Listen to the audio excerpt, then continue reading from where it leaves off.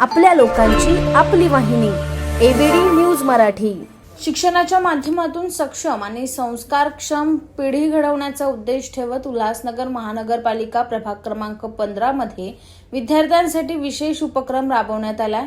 प्रभागाच्या नगरसेविका संगीता नितीन सपकाळे यांच्या वतीने परिसरातील विद्यार्थ्यांना शालेय उपयोगी वह्यांचे वाटप करण्यात आले। चांगला माणूस घडवणे हे शिक्षणाचे खरे ध्येय आहे। या विचारातून विद्यार्थ्यांना शिक्षणासाठी आवश्यक साधने उपलब्ध करून देण्याचा प्रयत्न करण्यात आला। शिक्षण हे समाज परिवर्तनाचे प्रभावी माध्यम असून प्रत्येक विद्यार्थ्याला शिक्षणाच्या प्रवाहात पुढे जाण्यास मदत मिळावी या उद्देशाने हा उपक्रम आयोजित करण्यात आलाय। लोकसभेतील शिवसेना संसदीय गट नेते डॉक्टर श्रीकांत एकनाथ शिंदे यांच्या मार्गदर्शनाखाली आणि राज्याचे उपमुख्यमंत्री एकनाथ शिंदे यांच्या प्रेरणेने हा सामाजिक उपक्रम राबवण्यात आला।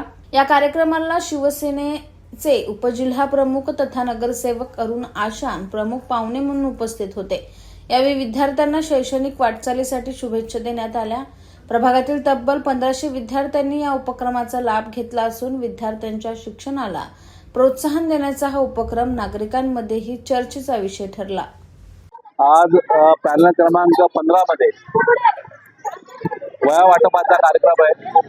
या लोकसभेचे लोकप्रिय खासदार डॉक्टर श्रीकांत शिंदे साहेब यांच्या माध्यमातून मुलांच्या साहित्य शिक्षणाचं करतात, त्यांना चांगलं शिक्षण मिळावं आणि शिक्षण हे शक्तिशाली शस्त्र आहे जे आपण जग बदलण्याकरता वापरू शकतात हा संदेश देऊन आदरणीय खासदार डॉक्टर श्रीकांत शिंदे साहेबांनी सर्व विद्यार्थ्यांना या वह्या आज उपलब्ध करून दिलेल्या आहेत। संपूर्ण उल्हासनगर शहरामध्ये या वह्या वाटपाचा कार्यक्रम चालू आहे। त्याच पद्धतीने आज प्रभाग क्रमांक 15 मध्ये संगीता सपकाळे यांच्या कार्यालयामध्ये आज सर्व या विद्यार्थ्यांना वह्या वाटपाचा कार्यक्रम आहे।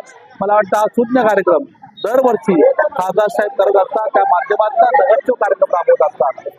या संपूर्ण प्रभागातर्फे, या संपूर्ण शहरातर्फे, या संपूर्ण विद्यार्थ्यांतर्फे आम्ही खासदारांचा खूप खूप आभार व्यक्त करतो।